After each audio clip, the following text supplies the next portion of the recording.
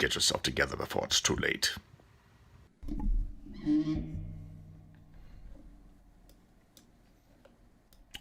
Yeah, I like to get myself together before it's too late.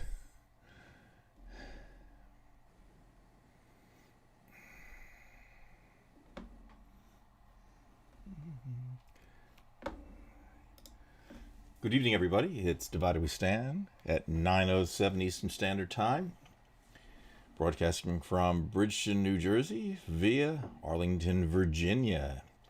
And when we say Arlington, Virginia, you know what that must mean. That must mean my compadre, my co-host, my good friend, David Price. Dave, I'm going to put you on the screen here with me in 1 second here. So we go, camera, and Dave guest. And there we go. Dave, how you doing? I'm doing pretty well, Brian. Saw you change the opening video. It was a really nice graphic, but I do have a question. Who was the artist singing Clouds? Yeah, I'm glad you mentioned that. I actually have her name somewhere. It wasn't Eva Cassidy, was it? No, she's from the woman who's singing. Her name was Keiko. She's from the Philippines. She's a young kid. Okay.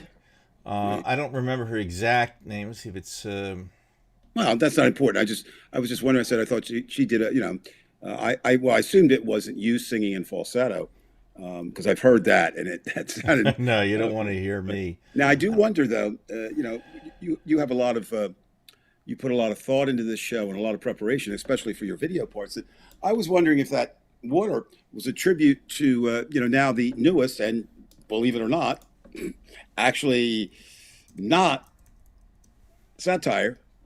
Way to beat COVID is drinking your own pee. And I was just thinking, was that some tribute to the anti-vaxxers who are drinking their pee now? I guess it's not that widespread, but it's been suggested and it's out there. So did it have anything to do with that, or was that? I don't know. Maybe they have probably Republicans have good experience with that kind of thing because they seem to be the types to play games on people to have a beer bottle. Remember, unfortunately, do you remember the peach ape? That's all I wanted, and I think I have to admit tonight that there may never have been a P tape. Not that we know that, but I don't. There may not have been. Now, looking at some of the things going on, the other thing I was wondering is you were just teasing us, because we've talked ad infinitum over the years, and you had your "Oh my God, the world is going to end" reality report, and I don't mean that in a sarcastic way. I think it was a very good way. So I was wondering if you were doing that so in posterity, when we're gone, somebody can see what actually nature looked like. When it'll be there, but the aliens will have to come see it because we won't be around. I'm afraid humans maybe to see it. We don't know, right? No, I don't think we're going to be around to see it. Hey, By the way, that opening clip, hey. just so you know, was from Right. Patterson Falls in Patterson, New Jersey. A lot of people in New Jersey don't even know that we have waterfalls there. No, I know. Nice little town there, and I do know the woman's name.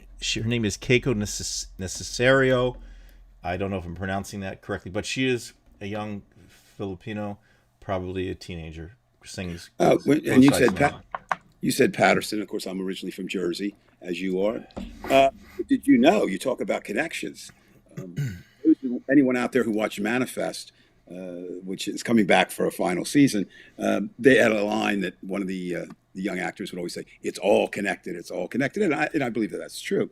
But did you know, Brian Weinstein, that your good friend and my good friend R.G. Evans, the poet and songwriter, Yes. from Bridgeton, that he wrote a song called "The Crows of Patterson," and Really? that is part of the soundtrack of a documentary about Patterson, New Jersey. Yeah. So it's just kind of a, what's that, small world? I don't know. I have no idea what has to do with. Well, speaking of small world, things that I see affect me greatly. I'm a visual learner, like many people. So I was watching, and I don't know if the rest of our family out there has seen the last episode of Afterlife from Ricky Gervais, if that's how you pronounce it, Gervais. It was, I would say to me now, again, if you haven't seen this series, it's a wonderful, wonderful series. It's about a gentleman who loses his wife and he can't come to grips with it. And the only reason he continues living is because his wife leaves the dog and he has to take care of the dog. And I mean, it's very humorous, but very sad in a way. And the last episode Dave was on last night, and it ends in a very, very wonderful, somewhat ambiguous way. But he mentions prior to the end that he mentioned something about Both Sides Now from Joni Mitchell, and he really liked that song. And then that song kind of put everything together, because here's a guy who had no reason to live, and then he finally realizes that although he's an atheist, although he's brutally honest about everything, that last episode he learns through seeing children with cancer and the people around him that giving help and being needed is very, very important in life. And the idea about life is to keep living for those type of moments. And he made an analogy to fairs, which have been around for 500 years. And he mentions during the show that, for 500 years, people have been going to fairs, and you go one time around the fair, and it's this glorious event, but you don't go around it twice. And he made that as a metaphor for life. And he says, as you leave the fair, you see somebody coming in, and then you have to give up your spot.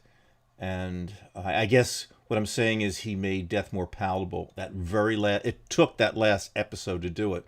But I would have to say, Dave, if you get a chance to see that, and this is for anybody else, that sounds it interesting. it's so gorgeously done. It's so bittersweet. It was the way that you would have wanted, like Seinfeld or some other, although that was more of straight comedy. No, I know, right. You wanted that to end that way. I mean, you wanted the perfect ending to such a good show, which is the #1 show in England, by the way, and it's on Netflix. So if you get a chance, if you haven't seen Afterlife, it's phenomenal. I have not seen it, so that's something. I will say, not only was it a great series, and again, if you've out there, you've seen this series, you'll chime in. But the last episode, and I didn't even know it was the last episode. I said to Ron last night that episode to me was like a groundbreaking episode. It was it was groundbreaking in the sense that again, all connected. Friend of mine who I work with on various projects down here, and he's a speaker, and of course, like all of the speakers, is not speaking live right now. And he's been speaking all over, but he's working on a new thing about endings and beginnings, which is very much what you were just talking about. And the idea with every ending comes a new beginning. With every beginning, just like you said, the fair, something's coming in. And I think, when we ponder these great life's questions, right? The idea is that I think if we're honest with ourselves, a lot of them we don't have an answer for. We have a speculation. We have, I would agree, Miss Mitchell is all that and a little bit more. But the idea of it is that I think, I liked what Mr. Gervais said as the character. I do think, for me, for what it's worth, I do think that establishes a purpose for life. That is, do the best with what you can. We don't all have. As you said many times, Dave, grace under pressure. Well, and I think that's all we have. I mean, that's kind of the way I look at it. Because there is pressure. I mean, that's, anybody who thinks that life is, oh my God, this jolly bowl of whatever, is in for a rude awakening. And if certainly as we head into 2022, and we'll say this, I'm sure, numerous times, the light that's there, it's getting darker. And that little flicker that it's always there, the tunnel seems, the light at the end of the tunnel seems pretty long. And things with tunnels is, we don't all get out of here or all get out of them. But the idea of it is you still move forward. You look for people you can help. Some things become cliches simply because they're overused. I mean, usually all that's what happened. I'm talking about, and I remember the first time, Brian, I ever saw the Mr. Rogers thing that now is way overused. But, I'm sure you've seen it at some point. It's every time there's something bad, and he says, basically, I'm paraphrasing, but, whenever I saw something scary, my mother said, look for the helpers, and that will get there. And again, I've working with my friend Hosea, we've been talking a lot about these heavy issues because that's what he's working on, and thinking that if you help others, it's one of the few things in life that is really somewhat very selfish because it makes you feel good. Anybody who helps someone and doesn't feel good, they're Donald Trump. I mean, he would never help anybody, but there's something wrong with their wiring, right? But at the same time, uh, it helps them. And I can't think of too many things where that's the case. Sometimes, it helps the other person. Sometimes it helps you. Uh, Stoicism. I think, Veg, I'm certainly not going to disagree with that. I think there has to be an element of that. I don't know if I subscribe to all the Roman Stoic things, but there certainly is a hardness to life, and you have to, kind of simplifying Stoicism is you accept it and you move on.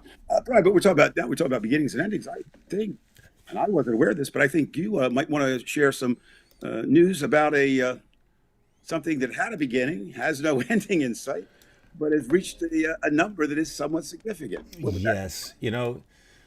Dave, this idea came about, I think, basically in March of 2020. That's I remember. Right. I had had enough of what was going on in politics, and it felt like I had to do something.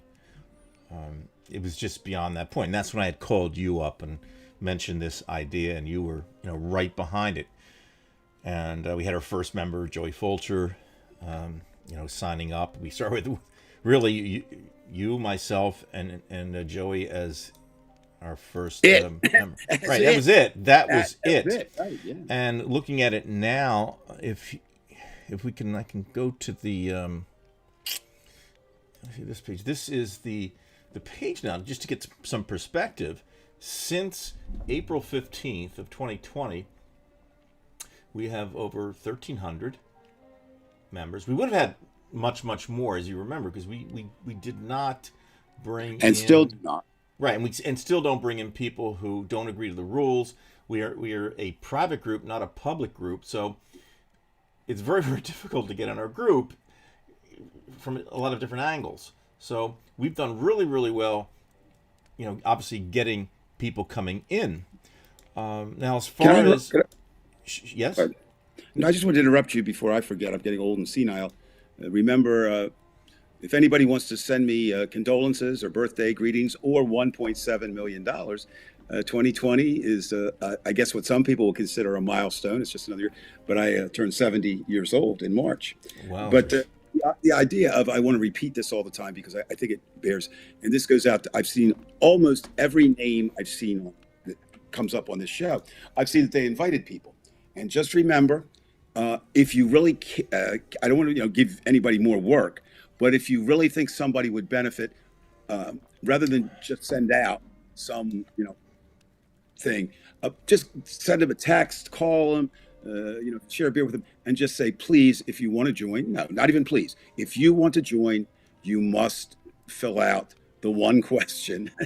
It's not rocket science, because without that, we've agreed. Apparently that's our biggest problem, Dave. That we just can't... I mean, I watch it. You do the approvals. Once in a while, I'll Yeah, you do it once in a while. No, I'm saying if you're backed up. But I mean, I would say, I hesitate. I don't keep that as a running statistic. But I'd say between 5 and 10. Well, that's a little high. Between 3 and 10 people a week. Actually, say I want to join, and do you agree? No check. Or they haven't done it. So again, that's just a reminder. And you have to alert them. If you invite people, right, please alert them. Hey, this is a good group. I'm not just inviting you. I'd like you to be a part of this. This is an interactive group. It's not like Dave and Brian are like these bosses or CEOs. We're just facilitating this because we need to commiserate here. We're in bad shit. And also, so isn't this something about this show this particular show? Didn't you say something which I was not aware of? I did have something to show everybody, Dave, and I'll let you, because you'll find this. I haven't seen this, so I'm interested. Very, very interesting, because you're. It's not the years when you were doing vaudeville, is it? No. This is none of that stuff. Not any of the Russian women of the night that you frequented before you married. I have to. Okay. What the hell? I have this all set up too, and I got to make sure that I have this. Because right. I try to keep this show relatively PG for those who would like it to be PG. Okay, this is a screen share. So Wow. Dave, I know who and I that want is. everybody to listen to this because this is interesting because this was our first show. And it's the first time, people had seen me today because everybody knew me from the reality report on Head in the Box, which was originally iGeneralist. And, that page was just not going, that channel was just not going to work as a political force. So, again, we switched over to this kind of thing on this channel. And this is our 100th show. So I think, again, to get some perspective, we're going to go back to the first show, look at a minute or so, and see what Dave was talking about. And I think this is the way you need to frame it. This is not a vote against Donald Trump and Joe Biden, although of course it is. This is not a race between Republicans and Democrats, though of course it is. In its simplest terms, this is a race for the definition of democracy. Right. Is democracy what it's supposed to be?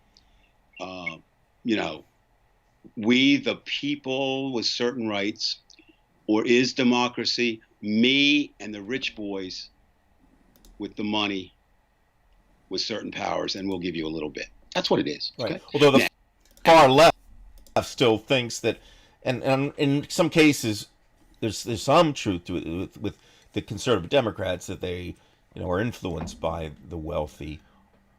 And I would. So anyway, I don't want to beleaguer us with the old show, but we've been pretty steady with this, Dave. As far as one question I have. Was that Kim's comments from the first show? It wasn't, obviously. So she said, she's saying congrats now. She said that we needed a moderator. And I think what Kim is saying is basically, you need to reduce your role in the she's show. talking about in the chat room. You need a moderator, and I know. Kim, what do you do on Saturday nights besides hang out with us? A moderator would be great. And of course, Brian. Kim, do you want to moderate? If I can get, it's not. do you want to moderate, Kim? Just tell me, and no, and I'll put you there. No. What is? Yeah.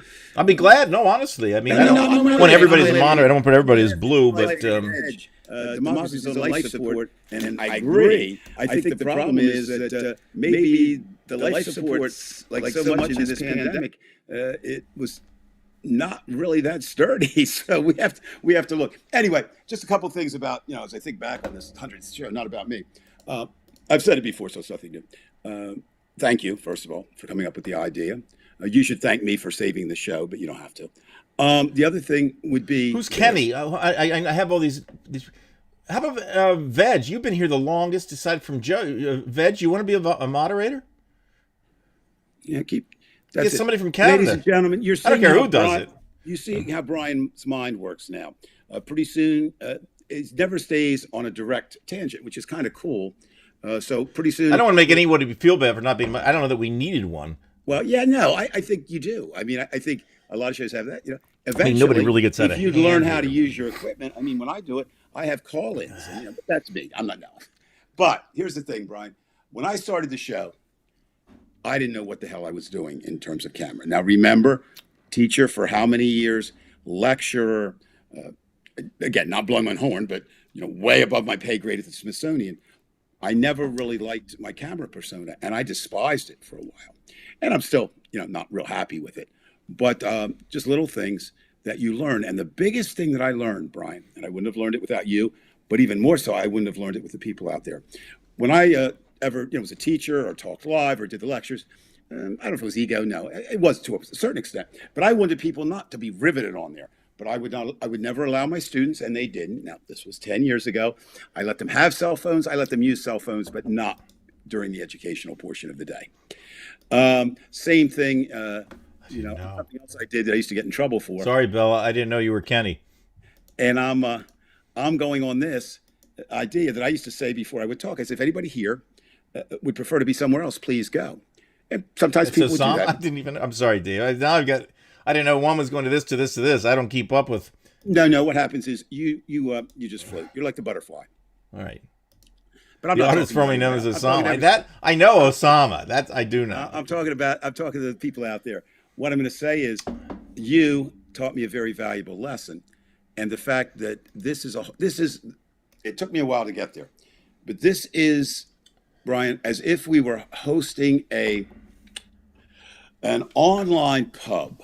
It's the best way I can describe it. Yeah. And we're talking, but they're having side conversations and people, and I love that now. It took me a while to learn that. So that's really good. Secondly, Brian, again, thank you. This is just from a personal standpoint, because I just got notification from the Smithsonian that they may never go back out live again now. It's postponed through summer now. So I have no live tours. I have no live speaking engagements, which is fine. And now I'm moving more into the podcasting area all the time. So that's good. Brian, let's get back to our regular opening. What's got you bugged? What's got you concerned? What's got you? And there's a myriad of possibilities. What are the Well, Dave, this is what's got me going. I'm still working on this. I haven't had a lot of time. This is called Twilight of Democracy, Seductive Lure of Authoritarianism, and Applebaum. I was talking with a Russian friend today. She's a Russian teacher. She's a retired teacher at university. A gentleman from California who's from Poland. We speak in Russian on Saturdays. And I was listening to her, and she was talking about what Europe was doing in America. She hears that America wants to go to war with Russia, and I said, "Whoa, whoa!" And she's wonderful. She really is. It's just that she's buying into the Russian media. I said, quite frankly, her name was Irina. I said, Irina, quite frankly, most Americans don't really care what's going on in Russia, and I don't want to make you feel bad about that. But I said, our major problem is, before we go to war with you guys, there will be a civil war in this country, okay? And then she asked, well, what's causing this? And we went to the whole 9 yards about how the country is browning, and then the Republican white population can't seem to handle fairness. And again, I could go through all that. And she doesn't get that information. And it reminds me of how Fox News operates. And people are so locked in on that side, just like I was mentioning to you, Dave, prior to coming on, but my cousin. But why should I even have to bring up my cousin? Because we all have somebody in our family or friends that, they think just like that. I'm looking on Facebook with some former friends that I knew, former guitar students, and I said, oh my God, what are they thinking? Like either anti-vax, they are for, Sean Hannity. I guess what it is it's very surprising that people would be so locked in and then think that I'm nuts. And again, who might I say that I'm right? But I think that because I'm a logical person, that I know I'm right. Not in everything, but it seems pretty simple, Dave, doesn't it? And there's no way back on this. No, there isn't. Okay. There's no way back if you believe in getting together. Okay. I really believe that. I never thought, I shouldn't say I never thought. Never really thought that much about it, right? Prior to this. A couple of things I think when you say it helps me understand the others, because, I'd like to understand them. I can't change them. I don't really care if they all left tomorrow. That would be fine with me. If they started another country, that would be great. But your author there that you're following, I liked her 2-word phrase there. Actually, it's a 4-word phrase, but the seductive lure of authoritarianism. And I'm going to go out on a limb here with one of Dave Price's unproven theories, but I think I've got some evidence behind me. A lot of people, Brian, they don't want to make their own decisions. They really don't. And they like that. I find a lot of that in religion too. If you want to be religious, find the text. If you want to be anyone or look out or do something, but they want somebody to guide them. In that case, in the Catholic Church, it's the Pope overall, but it's your parish priest. It's your thank you, Kim. It's the parish priest. It's this guy. It's that guy. So that's one thing. that for me, that's the last thing I want. And authoritarianism is the ultimate in that. You have no choice. You have nothing. It's just do what I say or you're dead. And That's it's the very hard to ultimate. get out of that too. I mean, it Well, that's what really I'm is saying. difficult. And that's to me personally. I don't know. I understand, but that's not me. Then you said, Brian, which I think we all go through. I don't think I'm right just because I think it, but I'm kind of a logical person. And Brian, this is the one most in my life that I've ever seen logic and emotion be completely at war with one another. Now, I know you're not the science fiction fan. We've been joking about that for years. Never have been, but I do like watching from time to Oh time. no, I'm not saying that. It has nothing to do with that. But again, any sci-fi fans out there or this, if you go back, one of the great shows. I don't follow it all the time now because there's 472 not redos, but continuations of it. Was Star Trek. It was revolutionary for the time it came out. It's now it looks somewhat quaint, but they were dealing with issues. Remember, and the time it came out was very similar to our time now.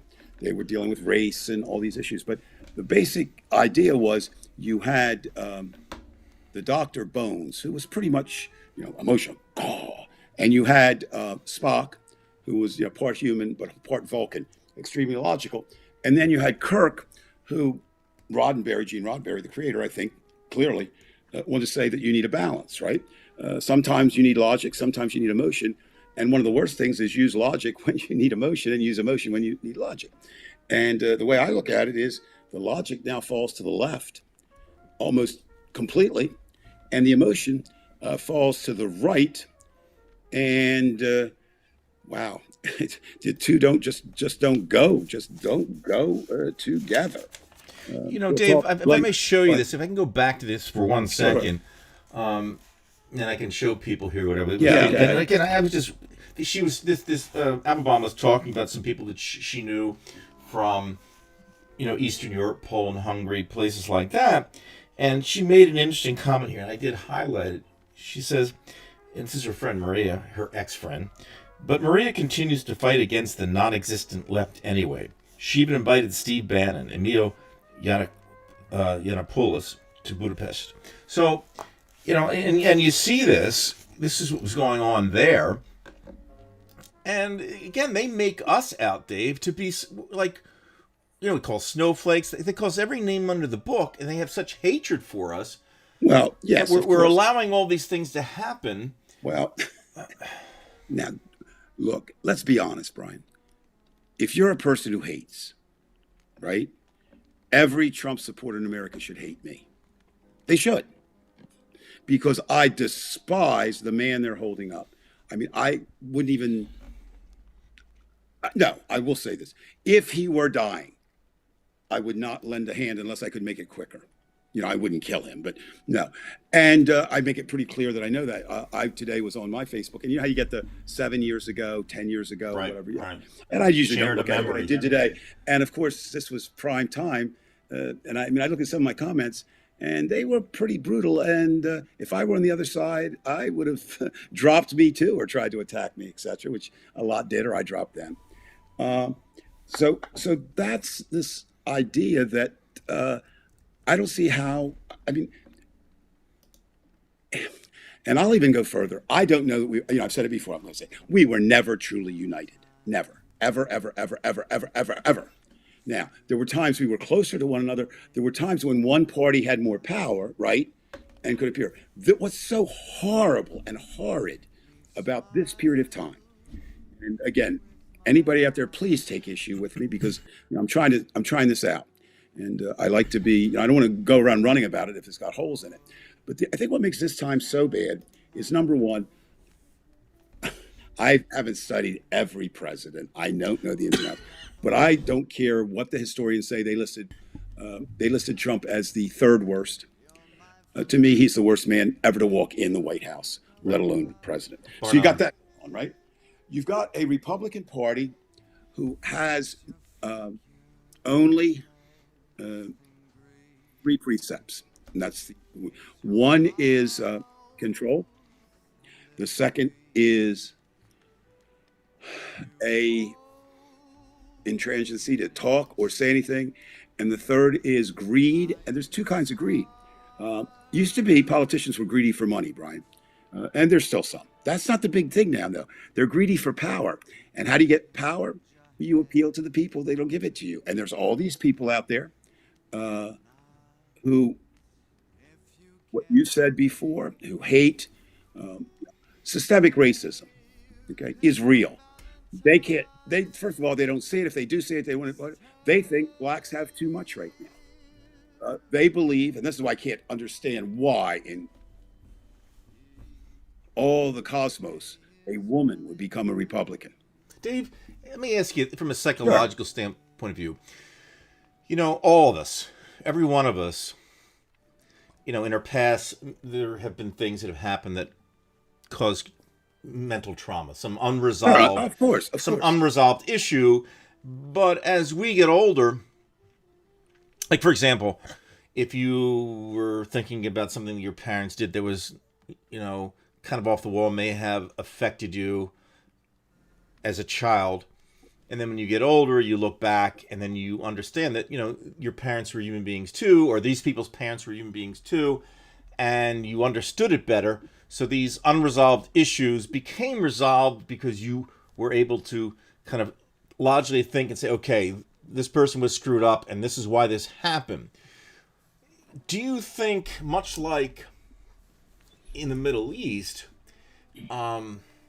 people take these unresolved grievances that are not really grievances at all, and I'm specifically talking about the Republicans here, and they're kind of like kids who never logically dealt with those unresolved issues.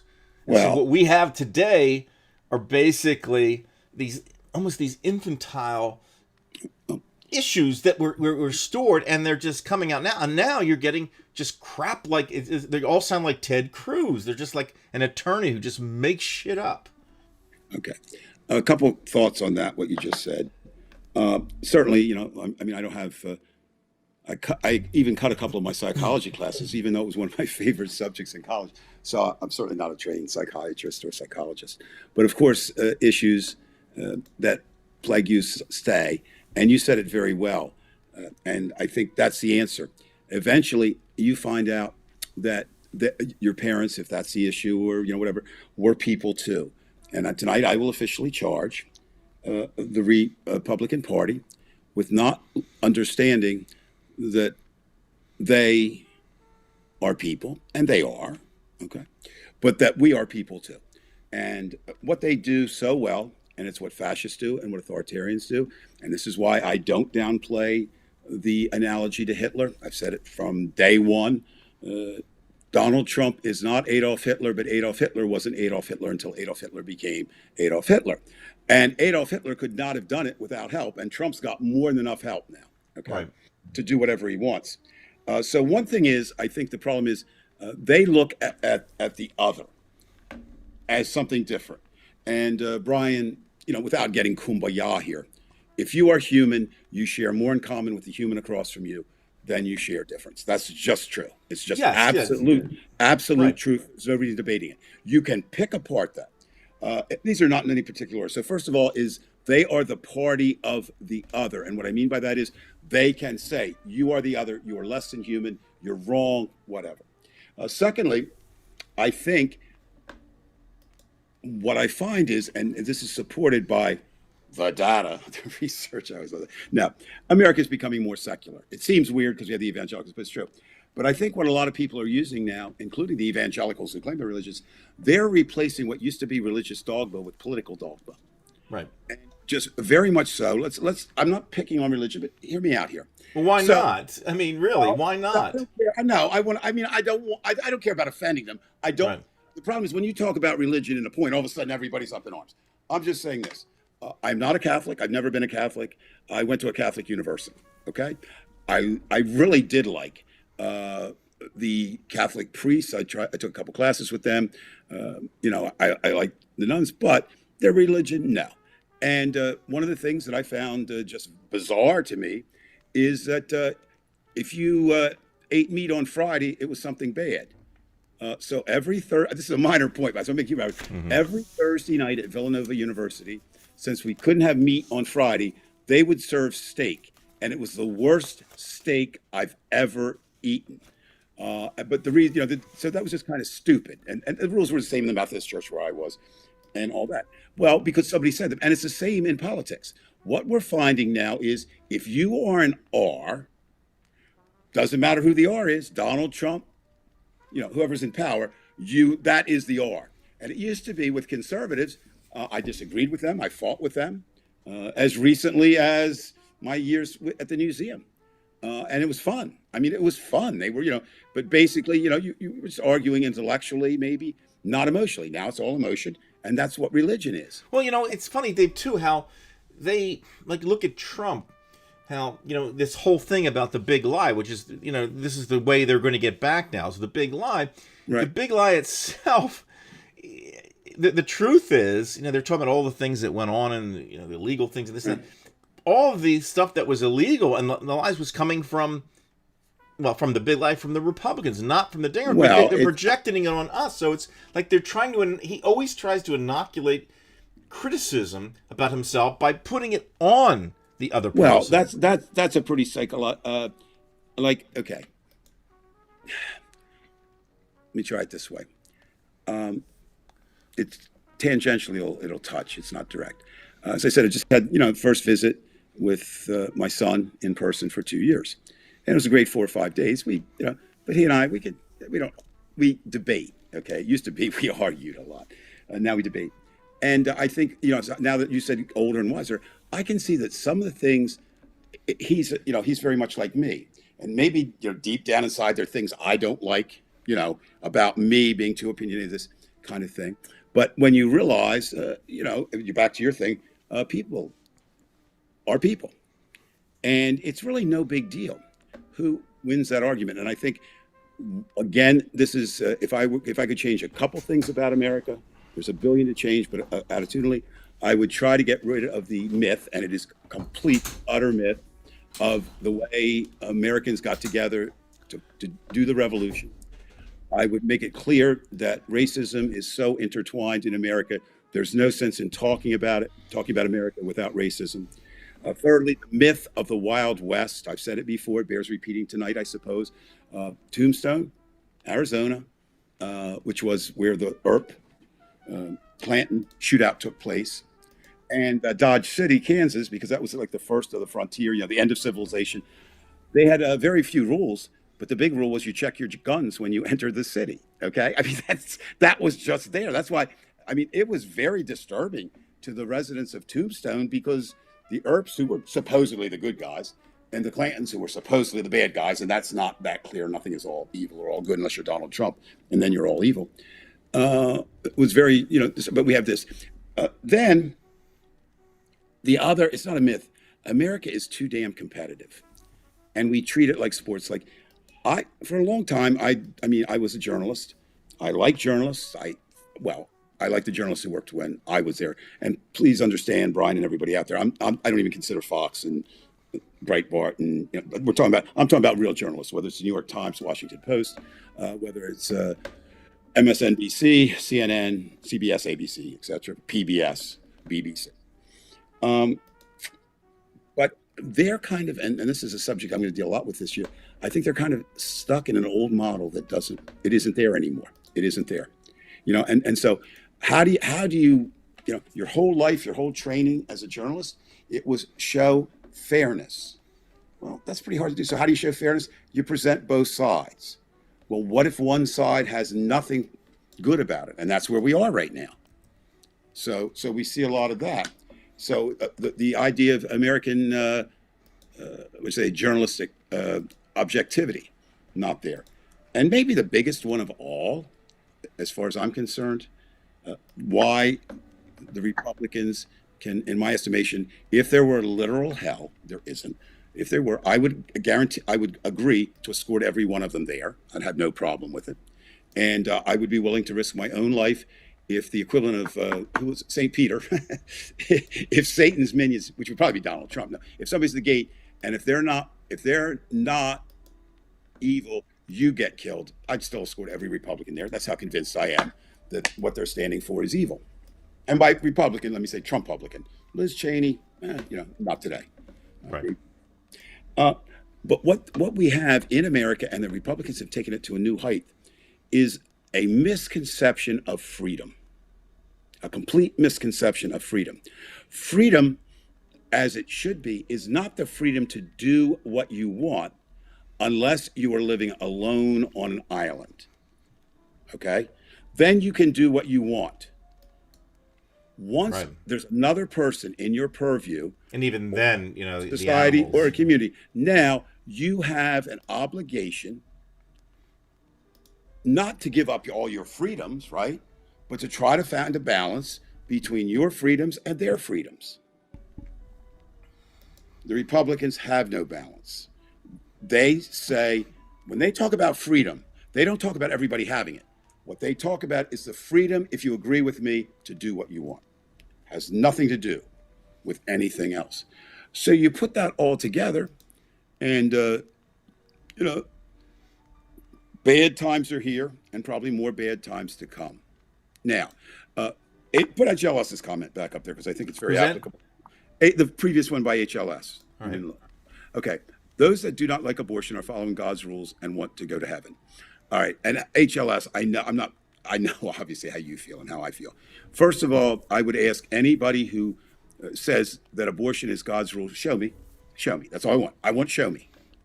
Show me. I don't want to argue, Phyllis. I want you to show where God said abortion is wrong. Now you're not going to get me on killing, because few books have as much violence and killing. God destroyed whole cities in the Bible, if you believe that. So I don't want to hear that. But abortion is that type of issue that when it becomes political, and it is now, there's no giving ground, Brian. If you are 100% against abortion in all cases, we have nowhere to go. If you are against abortion except in the cases of, and you can have all or some incest, rape, a few others, still, that's not enough. There's just nowhere to go. There's nowhere to go. Now, so you have to ask this question, I think, and Republicans don't do that. Is it wrong to force anyone to have an abortion? The answer is 100%. It is wrong. Nobody's forcing anyone to have an abortion. What we're saying is, those of us who believe in abortion, is if you believe that would be in the best interest of yourself, but that's not how a lot of people do it. They actually do consider the child. I know I've said before in the show, it's no revealing thing. We have one son, and he was scheduled to be aborted. And it was a solid decision at the time. We were 20 years old, still in college, and I'm so grateful that it didn't work out that way. Or if you are going to say, let's suppose you do say no abortion, I disagree with you still, but then no abortion, but I'll take your child. They don't do that. And then they say no abortion, but we won't give you anything for childcare. We won't give you any, and the list goes on and on. So they're selfish, hypocrites, convinced by an evil road. And if you believe in Donald Trump, there's something wrong with you. Now, there's three kinds of people that. Don't tell that to Neil Gorsuch. I'll tell it to anybody. Three reasons why there's something wrong with you if you like Donald Trump, or the 3 years. Number one, you would like Donald Trump if you agree with him. You're wrong. Number two, you would like Donald Trump if you think he is what he says he is. Then you're just a gullible con. He's running a con on you. I said three. I want to add one more. Third, if you pretend to believe in Trump for your own aims, you're almost as bad as him. Mitch McConnell is in that category, and others. McConnell knows better. And he just does what he does for power. And then the fourth one, which is the scariest of all, if you like Donald Trump because you think he hates the same people that you do, boy, are you in trouble. Tomorrow, if it would make him president, he would appoint an all-black cabinet. You know that, right? He has nothing. It's whatever gets him there, because he only cares about himself. He has been a Democrat. He has been a Republican. He is whatever he wants to be when he's there. And whoever gives him the Diet Coke that he drinks daily, is there. Now, how delusional is he? I don't know. I think he is delusional. I also don't think he's as insane as some people think. There is a method to his madness sometimes. The point is, now I'm going to bring it back to myself, and you can bring it back to you. If someone says, and I've had, oh God, so many people that I once, I don't know, had some kind of relationship with, say to me, Donald Trump was a good president. Honestly, at that point, I want nothing to do with them. And the simple reason is this: they don't see reality the way I see it. I'm even willing to concede that my reality is wrong. Doesn't matter. I'm not going to concede that their reality is right, wrong, or whatever. I just don't want anything to do with it. And I think a lot of people, Brian, you talked earlier about one of the tragedies of this. It's split families, it's split communities, and some people, that's hard. My wife is a very compassionate person. She's a mother. They call her, Saint Judy, and there's some truth to that. And it's hard times doing that. I'm not a saint, so really, once that happens, and I want to ask you an honest question. Forget family members for a moment. Just talk about any social, whether it was a best friend all the way down to an acquaintance. Have you, and I'll do myself, I'll ask the question, I'll do myself. Have you lost anybody you consider to be a good friend? And number two, did you really bemoan the loss of anyone who you lost in this? And my answer is not one person who I considered a good friend have I lost, because basically, Lost from what, though, are you talking about? Just lost life? Isolate, Facebook, whatever. They just don't. Are you talking about since Trump became president? I've lost hundreds, okay, including every family member that I have. All right, fine. I didn't want to include family, but you know what? That's fine. They can get along without me, and I can get along without them. But I'm just talking about friends. No, and I don't. So it doesn't really bother me that. Do I ever see a chance of reuniting them? I don't care. They don't need. And the other thing I think some people miss is I don't want to be with them as much as they don't want to be with me, and that's okay. It's okay. Now if I've seen marriages, that's not so good, right? Or your mother. I think it's really hard, mother and father. One way and you another way. So I'm not dismissing it as all that easy, but basically I think if you look at this. And Anthony, I'm looking at that. It is. And I hesitate to say that, Anthony, but you're absolutely right. I always thought that there was a shade of gray, or maybe I wanted to think, or maybe I wanted to believe, but I also thought that there was a shade of gray, that nothing was all good or nothing was all black. And here's what I think today. The Trumpublican Party, Donald Trump is clearly pure evil. Therefore, the Trumpublican Party that follows him is pure evil. And since my belief is that you've allowed a party to dictate your morality, you are now evil. And there's no shades of gray there. And Brian, you said earlier, which did trouble me initially, well, maybe it was their parents, maybe it was this. I don't care. I don't care. Because you look at the document and it says certain things, and they don't abide by it. Well, I see Trump not only is evil, but and as you would, I'm sure, agree with me, he's incendiary, and that's the problem. He lit the fuse, and now, as I said, these repressed grievances that are irrational are coming out. And again, now what you have, this is what worries me, and this goes back to the Soviet Union and even Nazi Germany. It's the lies, tell the bigger lie. Just keep saying it over and over. And this is what we're getting. We're not getting an ounce of truth from any Republican politician. And therefore, you're not going to get it from their constituents living around your neighborhood, ladies and gentlemen, because they're going to believe that you're the snowflake. They're going to believe. And that's a key word, cheated. Brian. Everybody listen, because I believe they're going to listen to Mike Lindell before they're going to listen to me. They believe. When you believe something, right? And again, if you use where I am, if you jump to that it's not a belief in a political party now, it's a belief as you had in religion. How can I really shake that belief? I mean, it can't, you just can't. So, ergo, as it used to say in Latin. What do we do? And I Well, think what we'll has spend a been lot. done? You talked about history rhyming, Right. Dave, and it doesn't even have to do it exactly, but we just look at the past. Forget about the fact that this is 2022 and we all have a cell phone Right. and all that kind of crap. Because remember, we're just holding the technology. None of us really know how to work on the engine, Right. so to Right. speak. Right. Some do, but very few. So if we look at human beings over time, they're like bugs, and they're so dangerous that historically speaking, we're probably in this trap forever. I mean, we were lucky enough with the United States for that short period of time to have something that was kind of like on all cylinders. The engine was kind of working. But if you look again at the other countries like Russia, when you say, "Well, where will we get to?" I'm having a positive or optimistic feeling that we can get out of this. But a Russian wouldn't tell you that. They say this is 70 years of this. And it seems like they're following the Bolshevik way of doing things, of assuming control, even though you don't have a majority. Well, Brian, let me ask you something. You are not only you are our resident Russian expert, and you're pretty good. I mean, you really are. But I'm going to take a little issue with what you just said. The Bolshevik way of doing it, I think it's the authoritarian way of doing it through using Russian culture.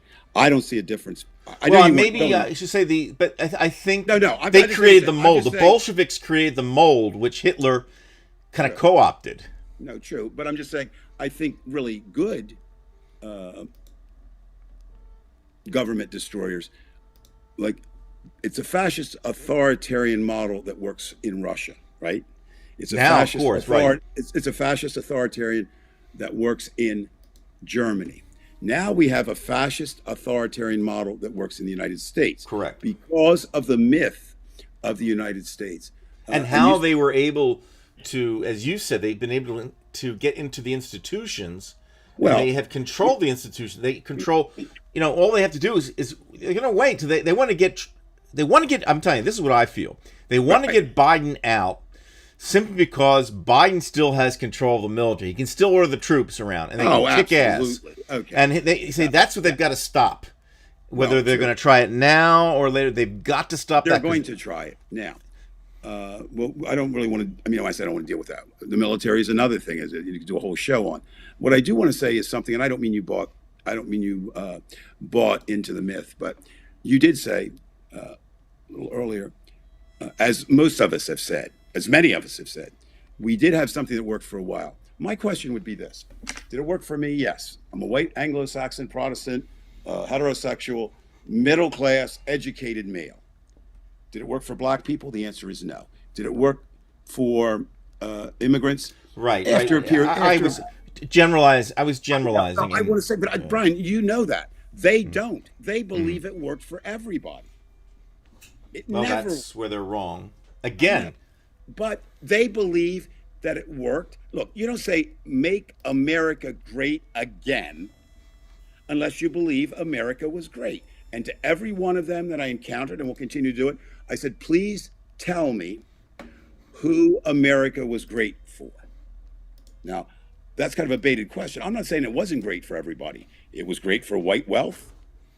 It was great for, a couple of, if you had a gun, and you were faster, it was great. But to have this American myth, and of course, the one that gets me is exceptional. We are exceptionally bad at some things. There's not a nation on the face of the earth that has the gun crisis that we have. Nowhere. I bet you could search the universe and not find it. But it's America. I got my gun, and I'm going to do that. It's sad, it's sickening, it's shocking. However, two things I can say tonight. We're not going to solve it. It's not a reason not to talk about it. But we're not going to solve it. And again, you do not know, I do not know. If there were an omnipotent God, and there isn't, he would probably be aware of what's going to happen, or she, or it. But we don't know how it's going to play out. So you have to, this is where hope comes in, Brian. You have to play it out, even to the moment of death. You play it out with the idea you don't know the outcome, okay? And that can be anything. Once upon a time, I mean, I know, we all know, somebody who said you have 6 weeks to live and they live 6 years. right.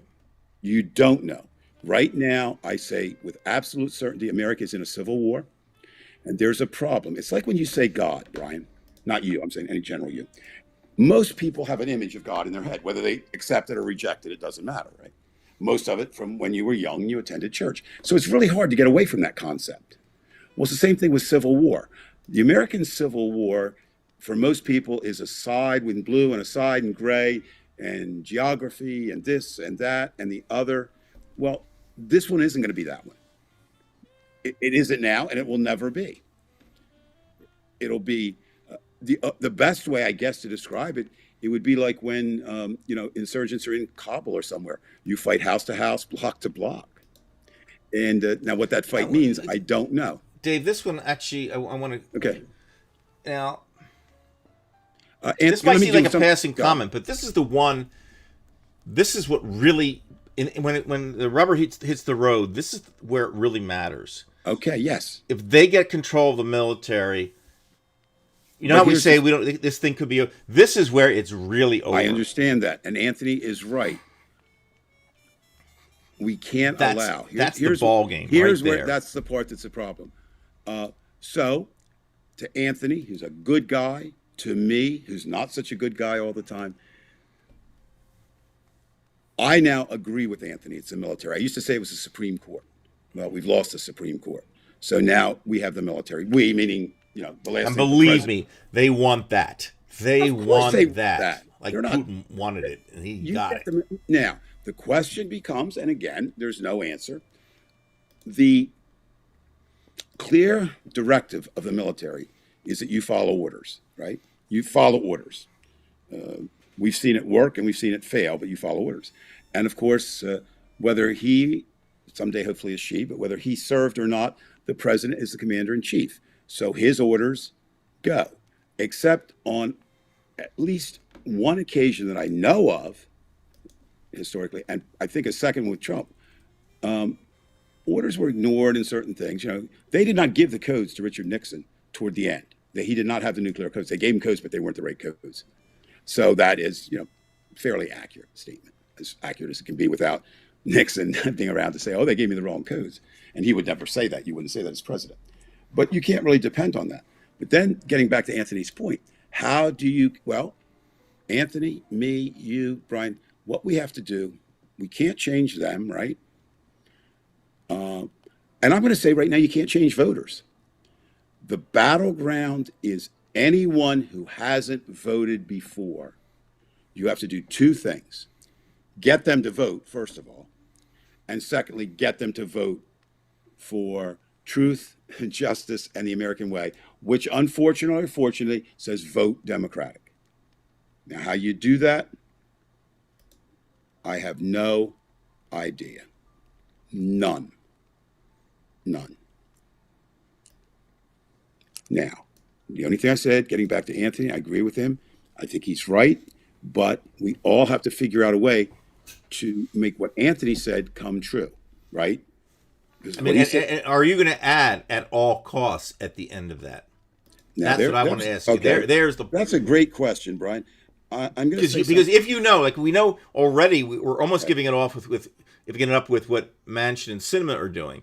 So at some point, if you were Joe Biden, would you say, I've got to go the real new I can't be Joe Biden, so I'm going to go with Dave Price. That's who I am. And I'm dealing with that dilemma right now. Judy and I had a conversation the other night.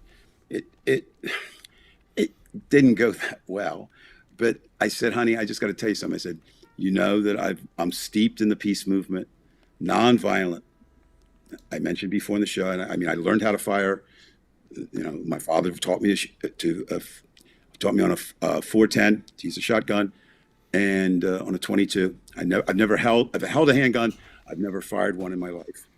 But I'm thinking now, Brian, of going, and once the pandemic eases, because I certainly don't want to get COVID in a shooting gallery, literally. No, to maybe learning to be trained again, because if it comes to that, I might want to be ready to use it now. Am I there now? No. Am I? How are you? They are, first of all, they're the ones that sell the ammunition. These lunatics with the gun shops. Brian, let me tell you what to say. First of all, as long, and again, presupposing certain things, as long as we have the military we being the party, the Democrats, we're okay. Now, when we lose the military, I don't think we'll lose it in mass. I really don't. I think it too will split if it comes to that. And does that mean like the nuclear warheads with Ukraine and Russia? No. Look, Brian, I'm not saying it can't happen. I'm not saying it can't happen. Those have to be guarded. And that's what happened in Russia. Basically, they were worried that but when nobody's that used split them yet. No. Okay, let's look at the reality. And I know things change. Well, we've used them. That's for sure. What? Who? The United States. Oh, yeah. But I'm talking since Hiroshima.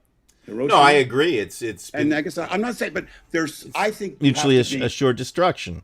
Right. And I think most people, when I say most leaders, realize, we might survive this, but is it worth surviving? Now that's today. Now, I guess a nice thing, if you want a nice thing tonight. Do you think Alex Jones wouldn't pull the trigger? I think he wouldn't. You don't want to know why? Yeah. He would if we were all Democrats in one state. How are you going to nuke anybody, Brian, in the United States? I'll tell you how. Because Trump essentially did that when he said certain states are going to get this, and so he looked at all the blue states. And Brian, we're talking about two different things now. I want you to just focus on nuclear weapons. I don't care what else. I think that if you had somebody as a lunatic like Alex Jones, or that fucker, he's in the wheelchair, I forget his name, but there are some that would say, okay, you know what, we'll lose a few Republicans in New York and we'll take it out. I mean, they would do that. I'm not. I disagree. Not because they're good guys. I just think even. First of all, they have to get the weapons, right? Right. Well, we're just doing a thought experiment here. We're not. There's no reality to it. No, I don't think this is a thought experiment. I think it's real. I think the threat is real. So what I'm saying is, first of all, you have to get the weapons. Secondly, you have to know how to use them. Okay. It's just not like, oh, I'm going to take over the silo, and I think I pressed this button. And what I would say is, and I could be wrong. What I would say is if the powers that be are divided and they see one side or the other going that direction, I think they'll disable the nukes, and then we're very vulnerable to attack from anywhere else, right? But I mean, I may be wrong. I've been wrong. But don't forget, you still have nuclear power plants. These things have to be manned all the time. You can't have a disruption. That's true. Well, you can have a disruption because that's the power goes down. What you can't have is a disruption that allows the place to blow up. Yes. Right. I mean, there's a difference there. Now, let me ask you something. Again. And that I can see happening. Guys saying, I don't want to be part of this shit. Hypothetically, Brian, and again, now, not hypothetically, you think there are more rocket scientists on the left or on the right? Thankfully, there are much more on the left. Correct. So you look at the odds, all right? And the odds are in favor in that kind of situation. I think we'd have a lot of people who could disable it to make it not dangerous, then can come in and blow the place up. That's my thoughts. Now, are we there yet? No. Could we go there? Absolutely. Absolutely. And I think in some ways that's what's unnerving. We don't know. We don't know. And nobody can say, hey, like I said, we don't know where we're going to go. But we don't know. We know how the Civil War is being fought right now, right? It's messy. People are dying, but it's somewhat controlled. I'm not dismantling it. But we don't know how it's going to be fought when next day, whatever. But we just don't. Oh, this is a nice comment here, Dave, because look at this. I don't know who Bark I agree. I worked with the GLCM in Europe at the end of the Cold War. It's not easy to launch much anything. No, but you have to remember there's two threats, right? There's an external threat and an internal threat. I'm not. Externally, I have no idea because governments can do anything. I'm talking about just simply internally, the use of Americans firing nuclear weapons on others. I don't see happening. The use of a dirty nuke, maybe. The attempt to blow up a power plant, maybe, yes. But that's there. Now, what I want to do tonight, if I can, I want to introduce a new segment since it's the 100th show. I think that's kind of cool. That I want to do every week. And the only way I'll stop doing this is if everybody, says, Dave, that's terrible. But I kind of like the way to do this. I just want to real quickly, and Brian, get your reactions. I'm not going to react to them. The old British show, that was humorous, but that was the week it was. Well, we're going to give a serious version of this. And I just went back, and each week I'll select 4 or 5 big headlines and look at that. And let's see, this week I think there were 4 that will influence where we go next more than the others. On Wednesday, if you remember, back that far, President Biden did something he hadn't done before. He urged the Senate action call for the elimination of the filibuster. And remember, as president, he came in as recently as a few months ago. I think he was trying to be a traditionalist. He now realizes it isn't anything that you can use. It should never have been. It doesn't work now if it ever did work. And, that seems something positive. Okay. He moved into an area that I wanted to move into a long time ago. However, on Friday, there was one bit of good news and 2 bits of awful news. The awful news was directed at Biden, but by extension, it's directed toward all Americans. The good news, at least if you're not an insurgent or an American terrorist, 10 members of the Oath Keepers, including the founder, were charged not with lollygagging in the park, but with seditious conspiracy. That is the second most heinous charge in terms of government. The only one that's worse is treason. So it is a serious charge now. One thing is, it's easy to charge, it's hard to convict. We know that. We also know that with all these cases, and you and I have talked about this ad infinitum, there is a timeline attached to it. Some timelines end at 2022, some end at 2024. Nothing goes past 2024 at this point in the known. Then the 2 things that were horrible for President Biden also happened this Friday. The Supreme Court blocks his workplace vaccine mandate. Now, I'm not a lawyer. I'm not a legal expert.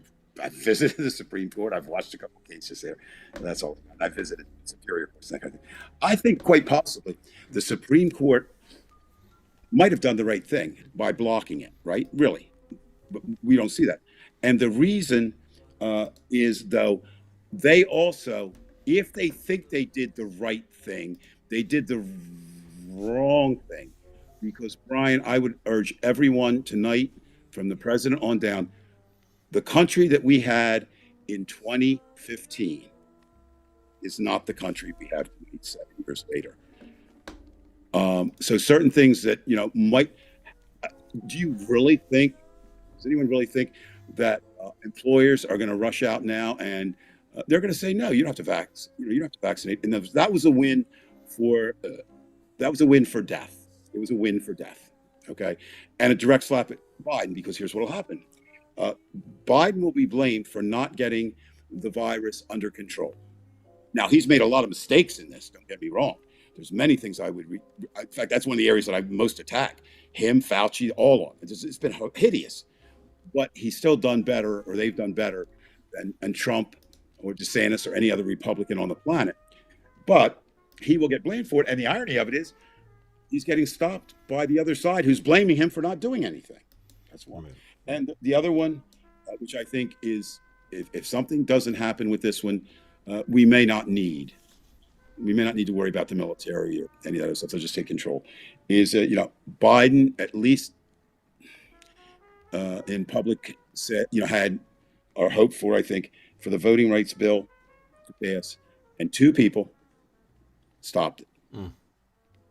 2 people. Now, it's one thing if you read the columns. I've been reading them a lot. Oh, they'll pay for this. History books will be unkind. There might not be history books. Right. Anybody ever? They're going to control the printing press too. So yeah, there definitely won't be history books. What's the old saying? History is written by the winners. Right. And they're 1984. I mean, it's just there. So to me,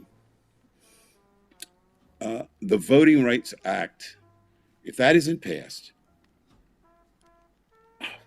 it's going to take 2 things: a massive amount of work and more luck than we're probably even entitled to maintain the country. Because also you got to remember, at the same time, that's not the single thing. They're doing that with suppressing. Keep an eye on this one too, Dave. Okay. What? Keep an eye on that one in the back of your head. We should address Yes, that one, I'll too. come back to that. Yes. Yeah, thanks, Fetch.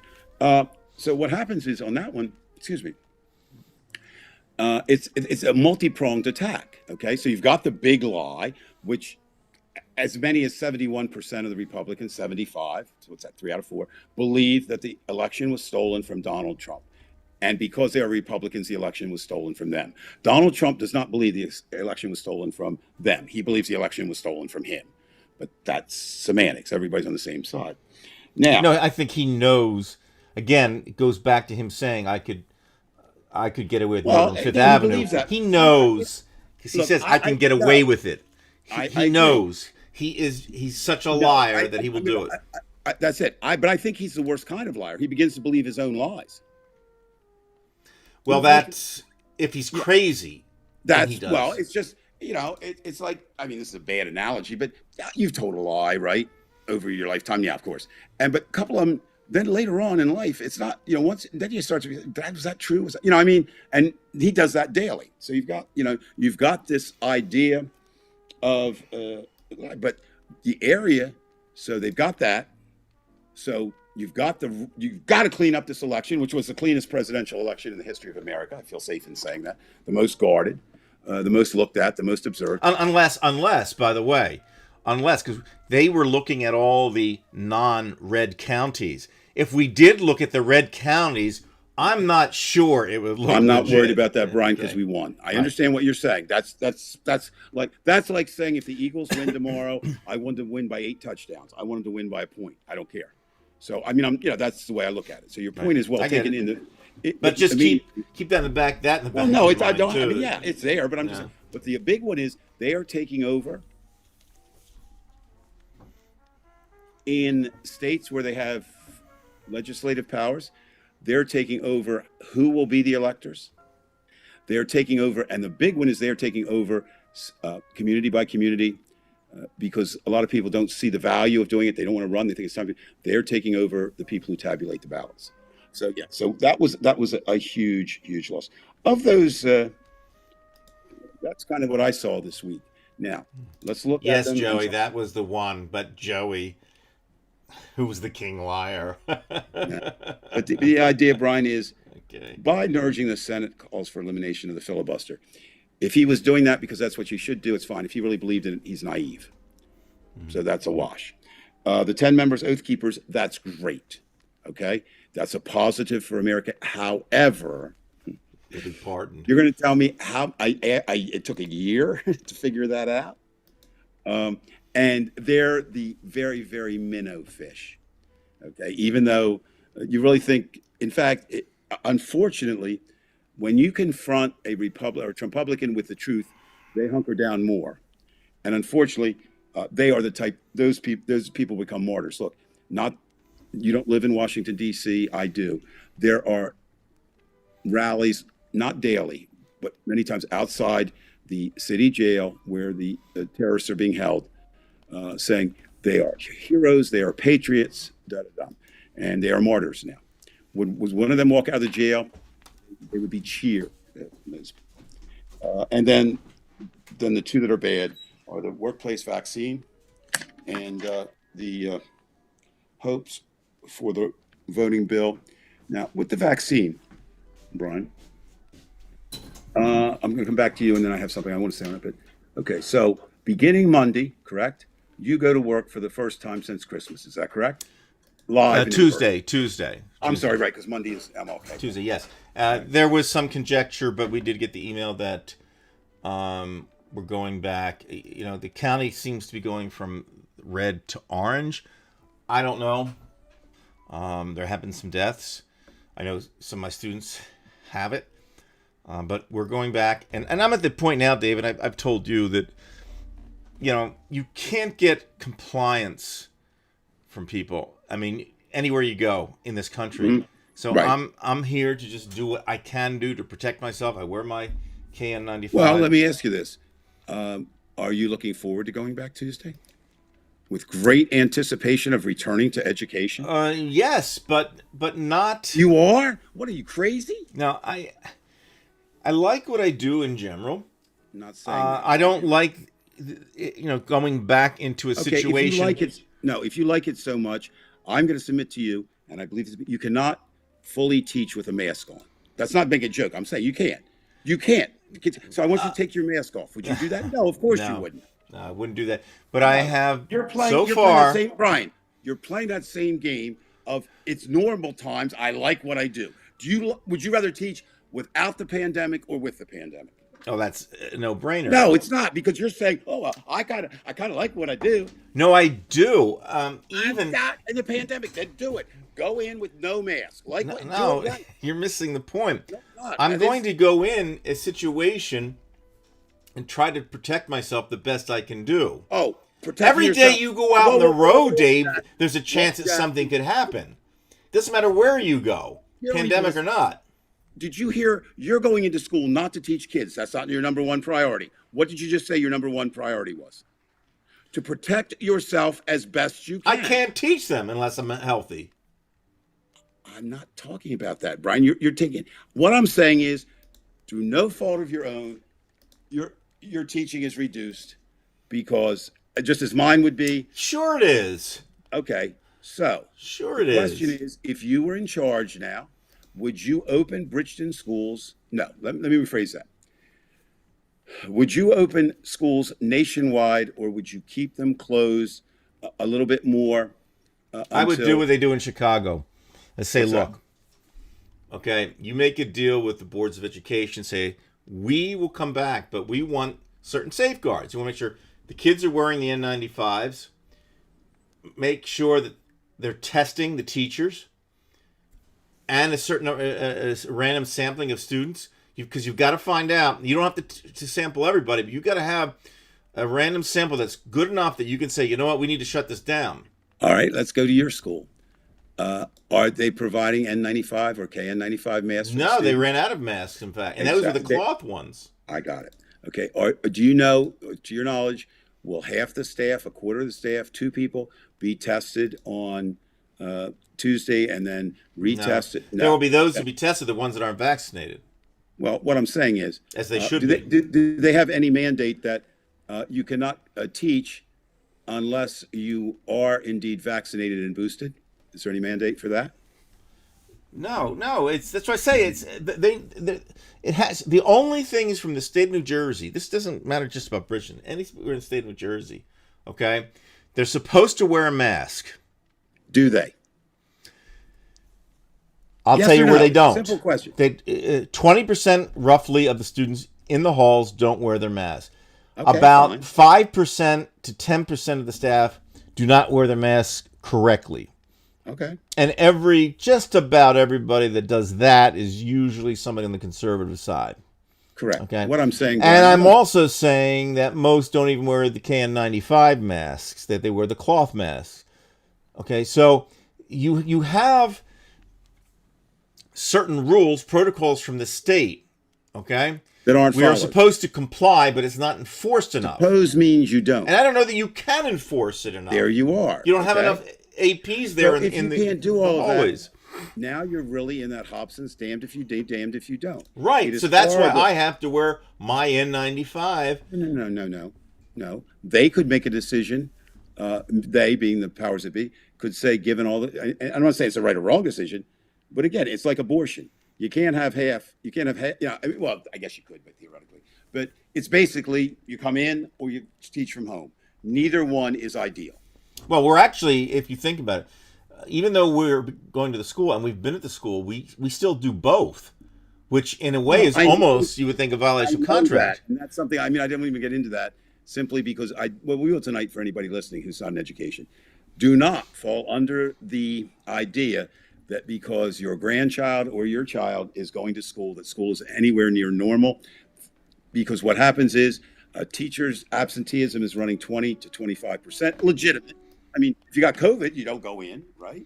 Mm-hmm. Now, it's a scary thought. I have a friend here who was diagnosed with COVID, and he will not have enough time if it is 10 days, and he'll go into the federal government office on Tuesday, possibly still infectious because his boss ordered him to. So, yeah, government, it doesn't matter.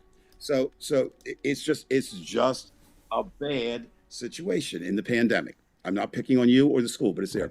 So what I want to do also is to warn anyone out there that if you are vaxxed and you are boosted, the vax and the boost is doing what it's supposed to do. It's not doing what it's not supposed to do. So what does Dave mean with that? All right, since January 1st,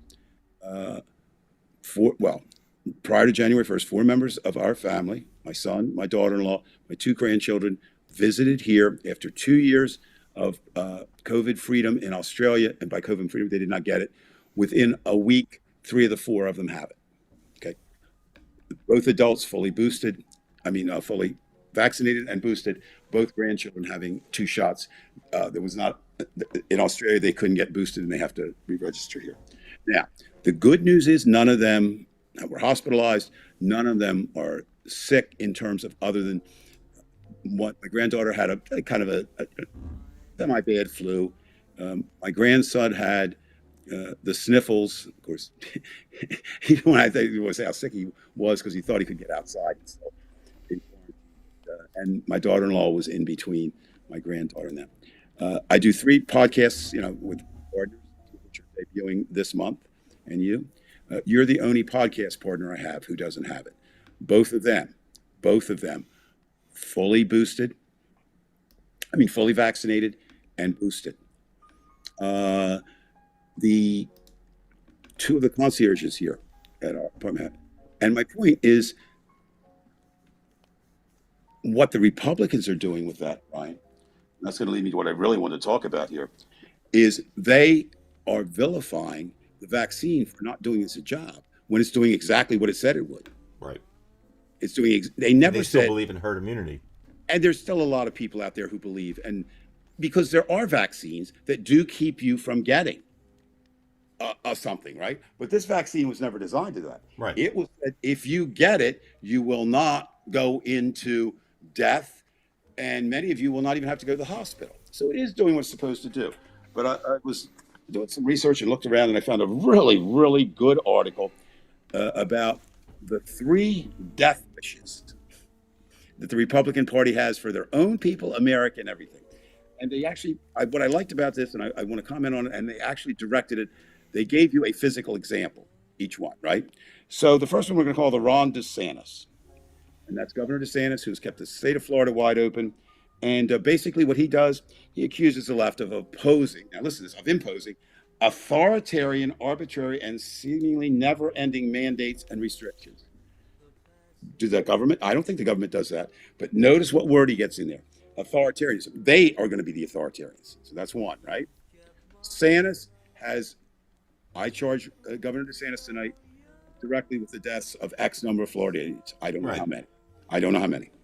Then you've got somebody who drops even further down my list of I even think you're human, and that would be the Rand Paul.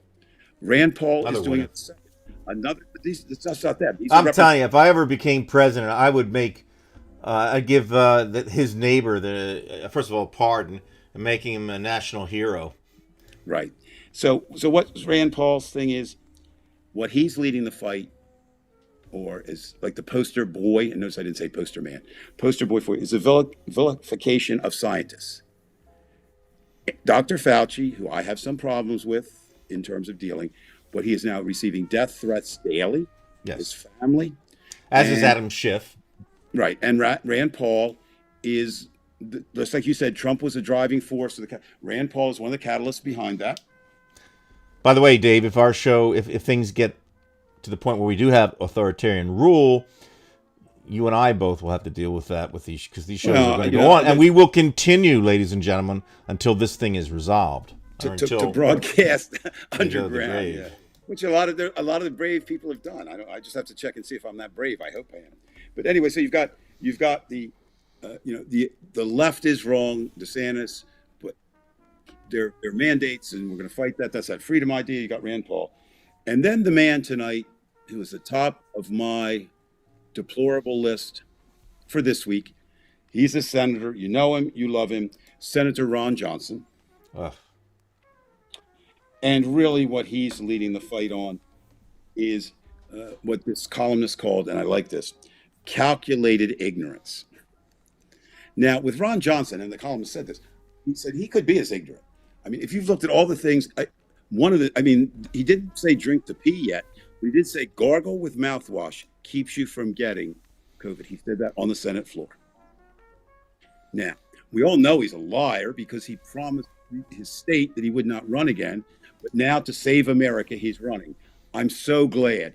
Some of my money will definitely be going to that state to defeat him. He's defeatable. He's beatable. He's Right. Because you think the other senator, the other senator is from Wisconsin, is Tammy Duckworth.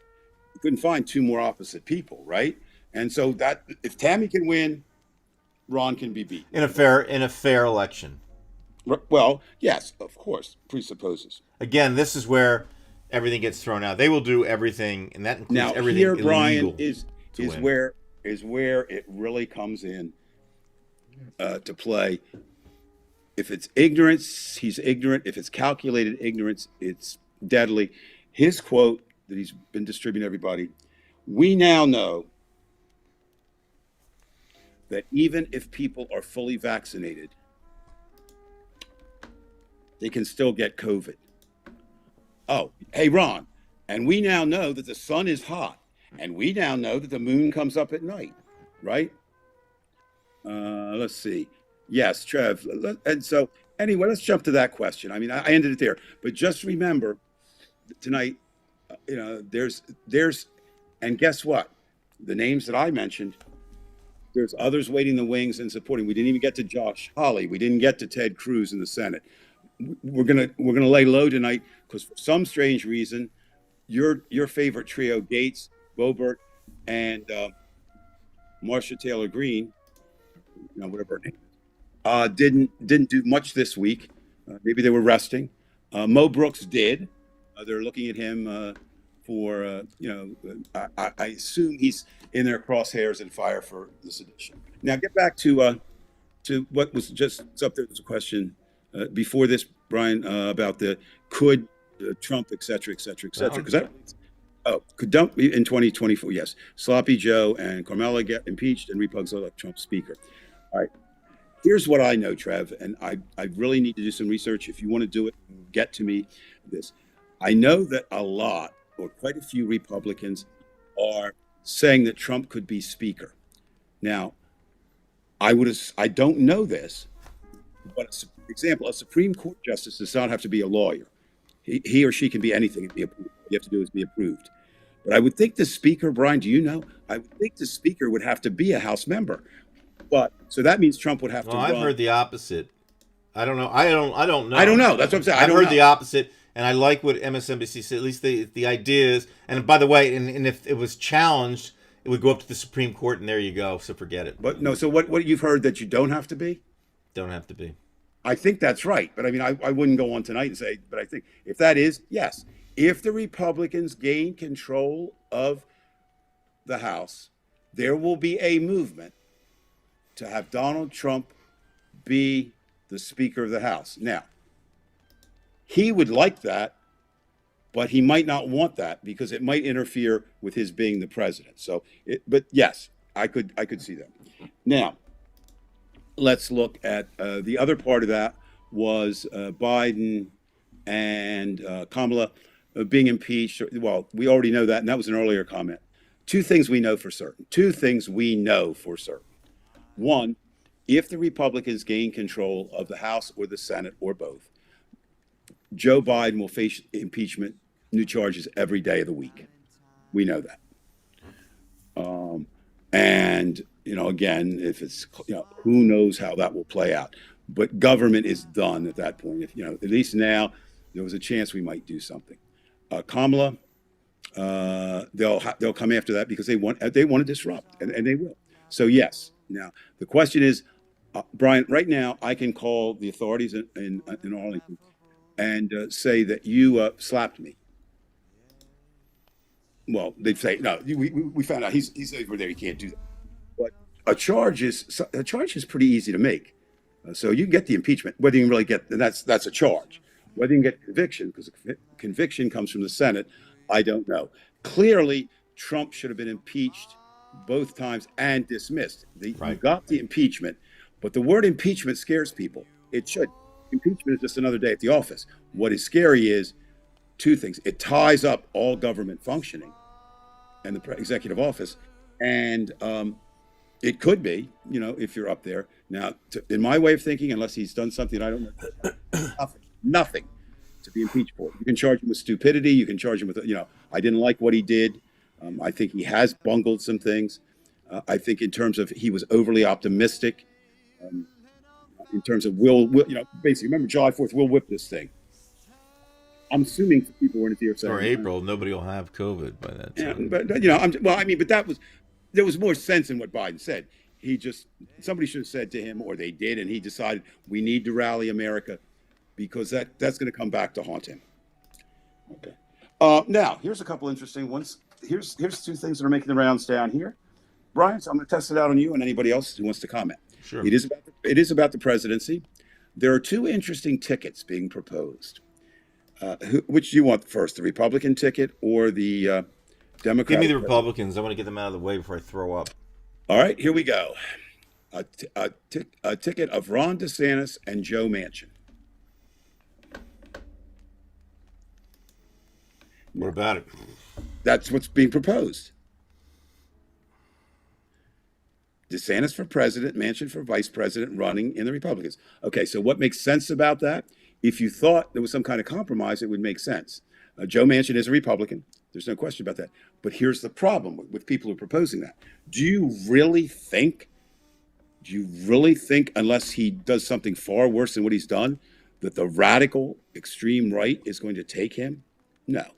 So you risk alienating those voters. So that is, people that are proposing that are under the idea that a compromised government could work. It can't even get elected.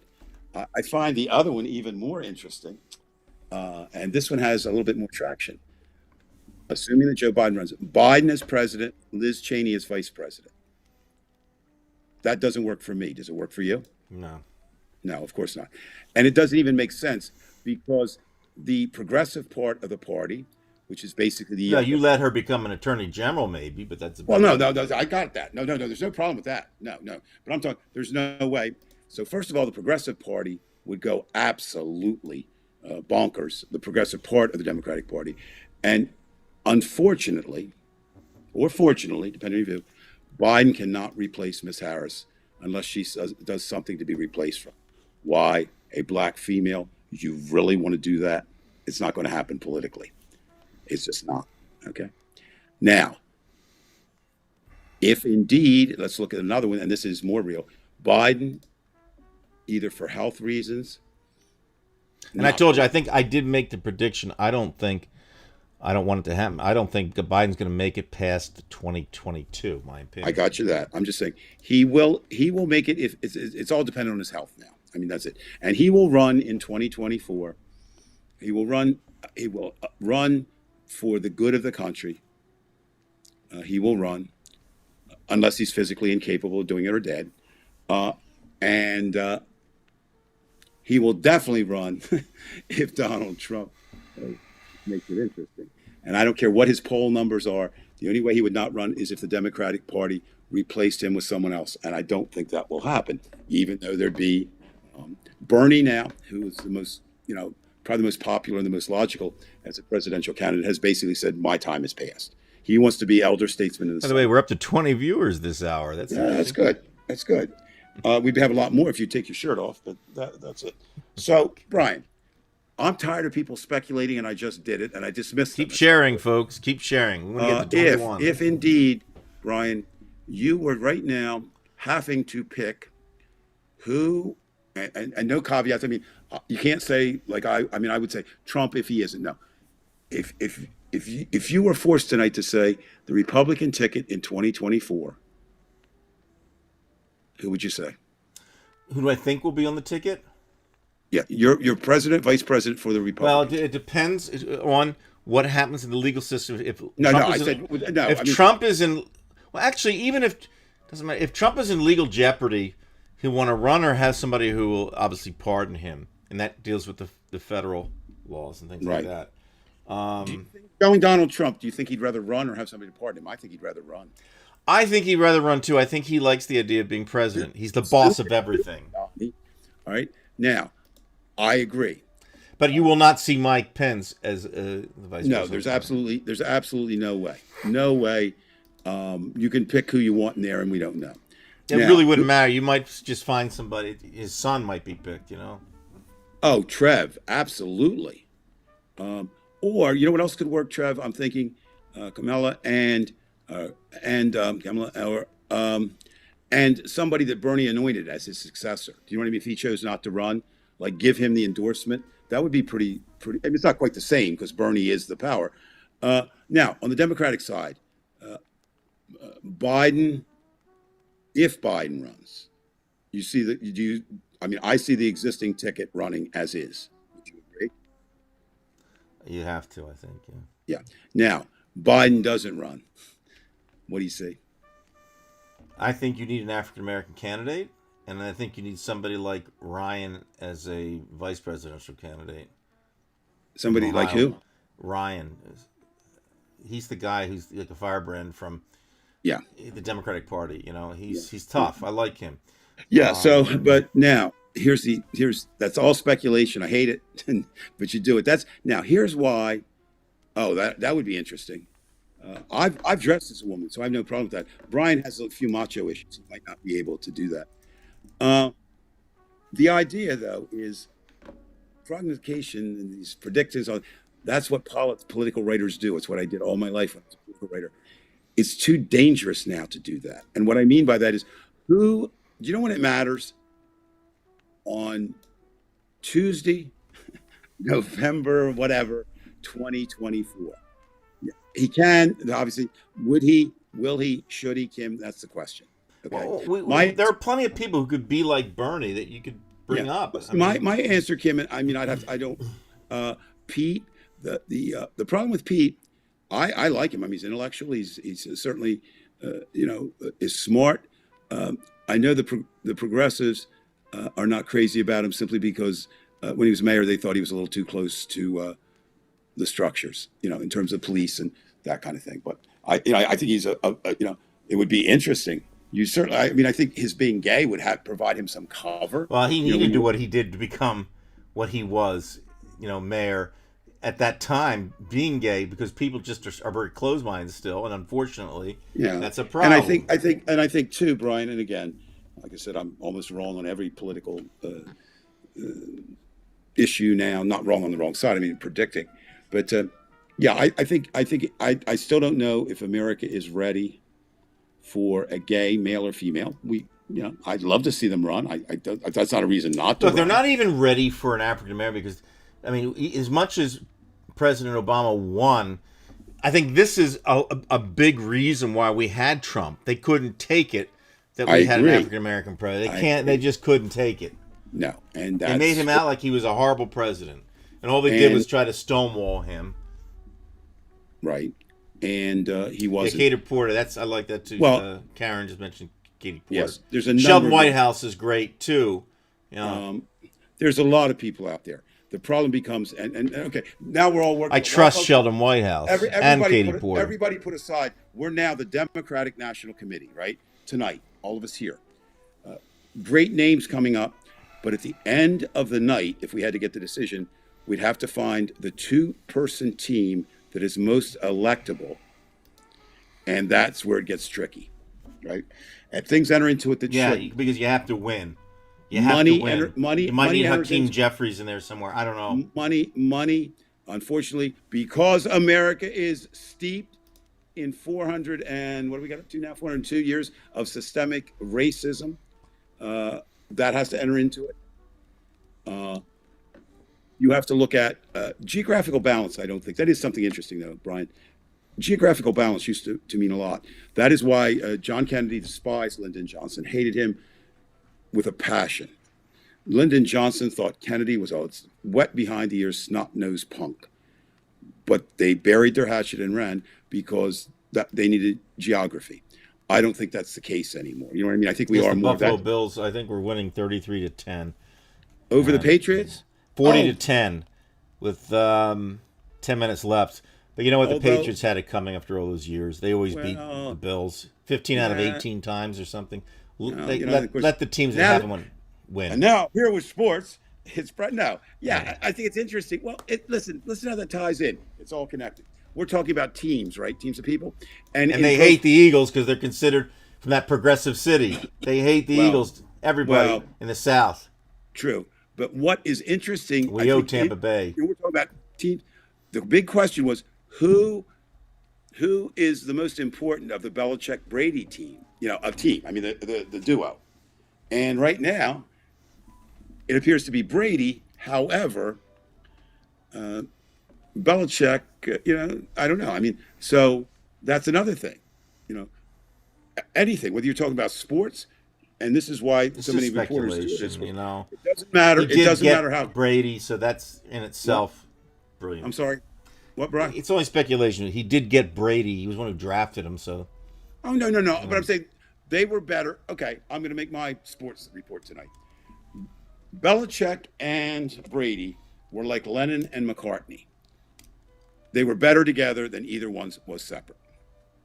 Uh, and so I think the question shouldn't even be asked, but it is. Um, Now, as we start to wind down, the last Yeah, I thing, got to put in our 10-minute thing here. yeah, well, I knew that. I just like to, if I'm going to begin my segments of the thing, looking at the week that was, I want to look ahead. So I'm going to tell everybody to pay attention this week Memories.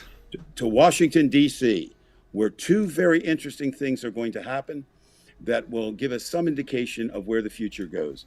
On Martin Luther King Day, his son and other members of the King family are going to lead a march across the Frederick Douglass Bridge, very symbolic of the Pettus Bridge, all its symbolism for voting rights. And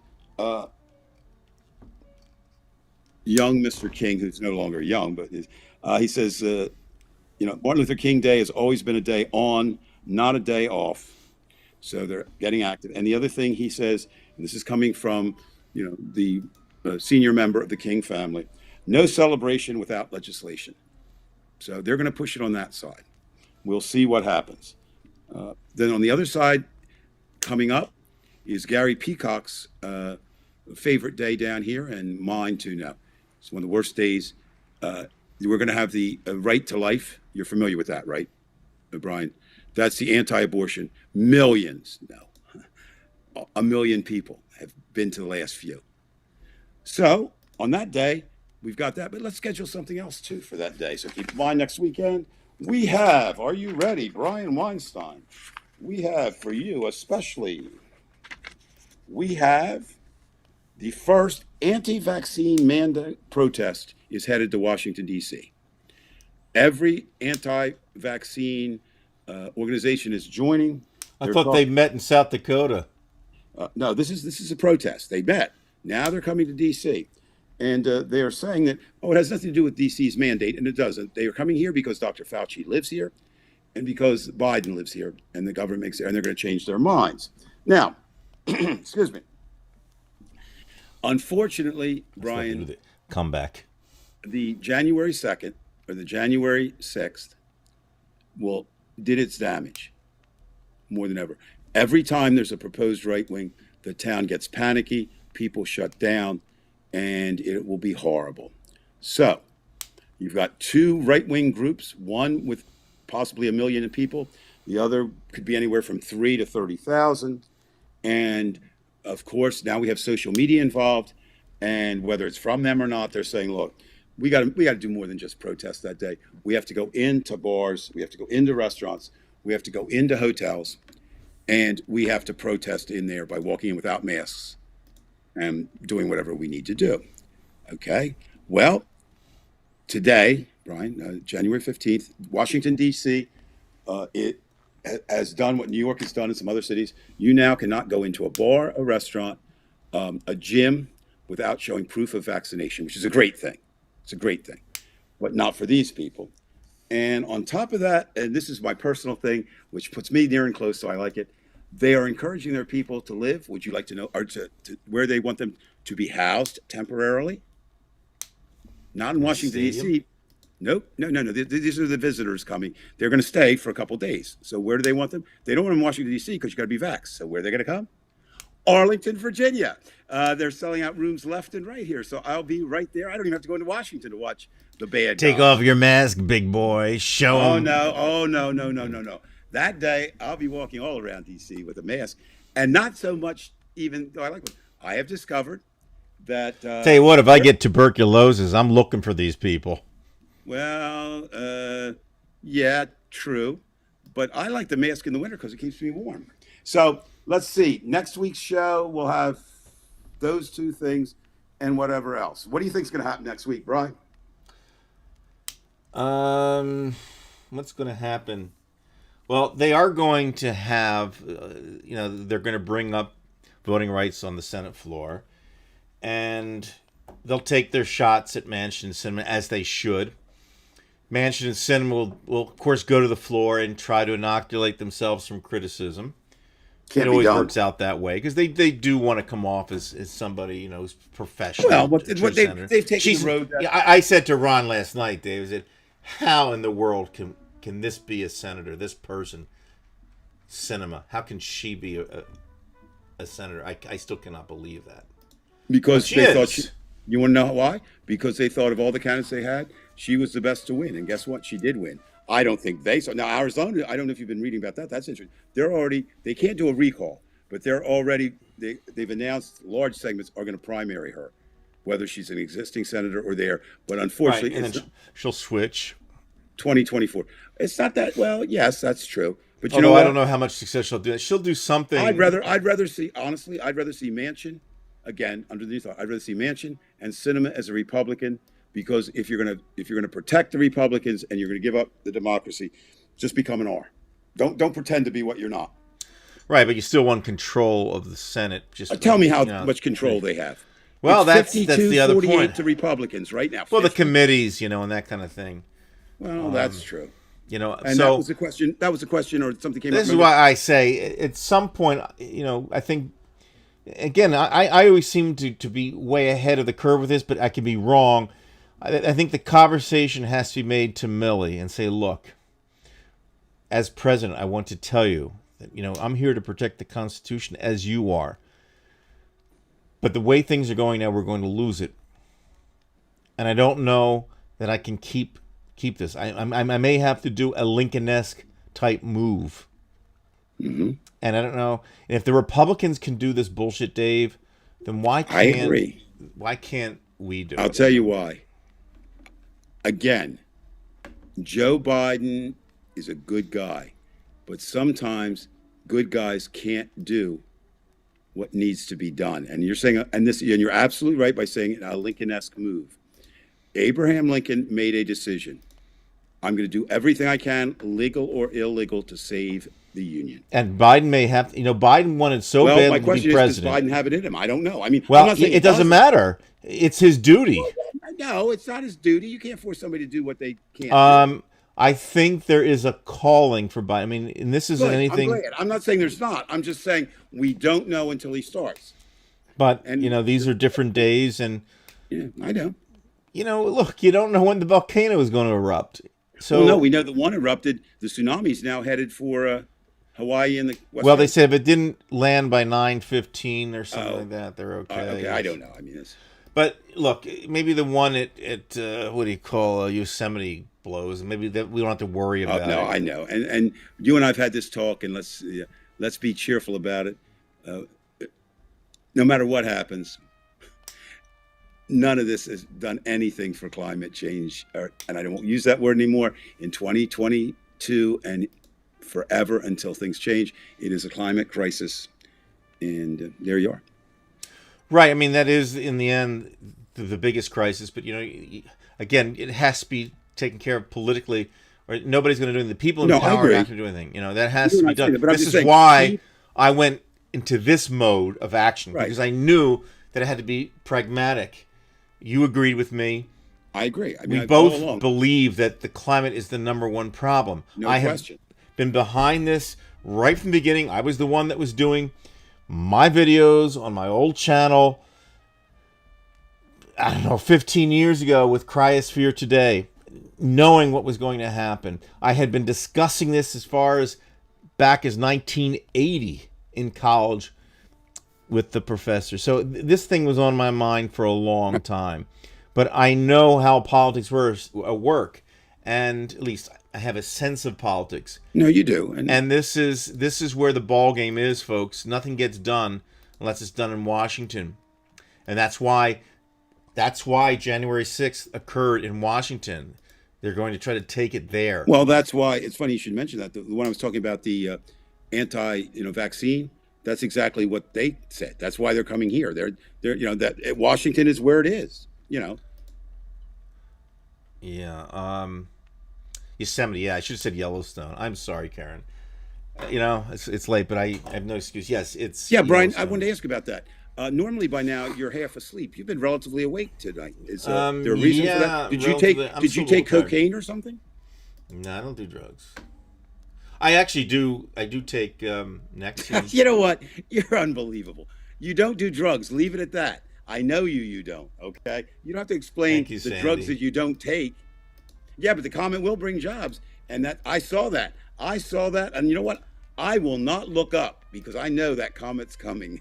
Hey, I got to tell you, Sandy. I think I probably told this one before on Divided We Stand, but my wife has a very good friend who lives down in Florida, and remember Jim Kelly used to be the quarterback for the Buffalo Bills, and she was a waitress, and she worked so hard one night, and I guess he had a table of a bunch of guys there, and he didn't give any tip, and she did her job well. She went out there in the parking lot to get him. She says, "Listen, you're not going to do this to me.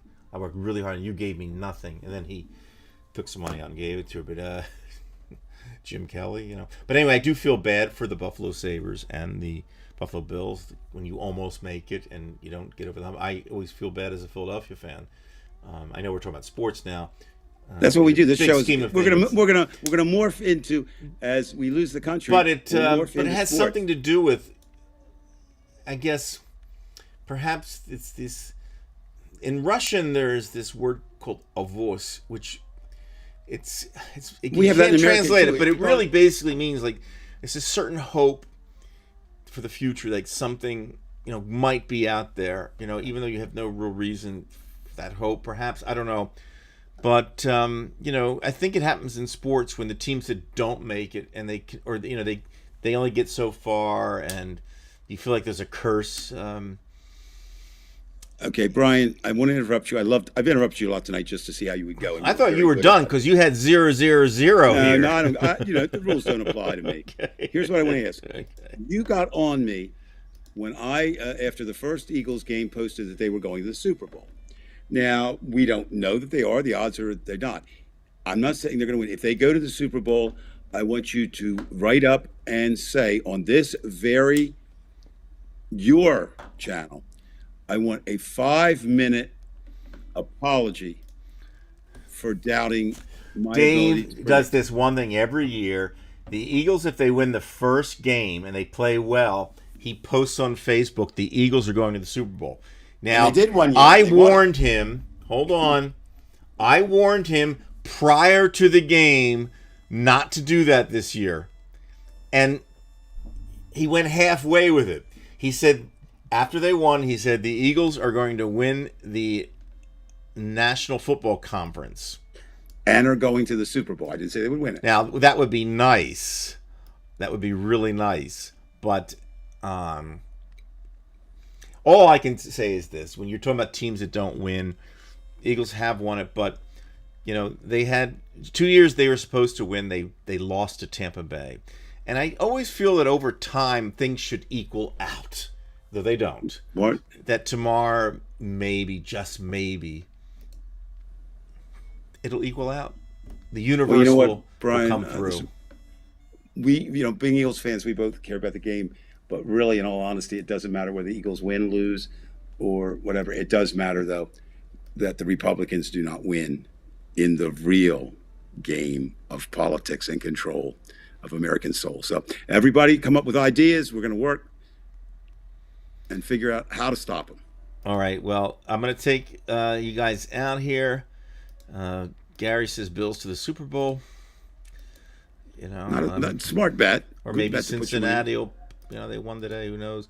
I'm trying to go. You know what? I'll add the comments at the end. Yeah, that's always here. is. Yeah, I think We're a lot I'll of do comments that. tonight, which is great. Thank you, everybody. Thank you for tuning in. We'll see you next week. Yeah, we'll see you next week. Well, how the hell did you get here? Jesus. Because coincidence? I think not. What happened was they wanted the star. Yeah. The star of Sagittarius or something. I don't know what the hell he is. You're like the burning sun. All right, let me find what I have to do. Oh, I know what I have to do. Hold on. Great visuals here, Brian. Yeah, August day, and I had a. Is this when you did this piece of art on black dot on black background? Yeah, I'm waiting for the file to come up here. Choose You're a waiting file. for Godot? Now here we go. Hold on. I got something you guys tend to like. We haven't put this on for a couple of months, but it was an outro in the past. I have a few pretty cool outros. I have some old ones that I can put on. I wish you'd put your Russian pictures of the women on, but you won't do that. So I got some Babalu stuff. I don't know what the hell I'm going to do here. I know this doesn't fall under your purview, but you ever hear being prepared? No, I am. But the thing is, when you do I'm assuming this, you were never a Boy Scout. Because that was the number one in their motto, be prepared. But, I'll do the nicer outro. I'll try to go out the nice way. So we'll do this. Dans Lyon, il y a une jolie fille.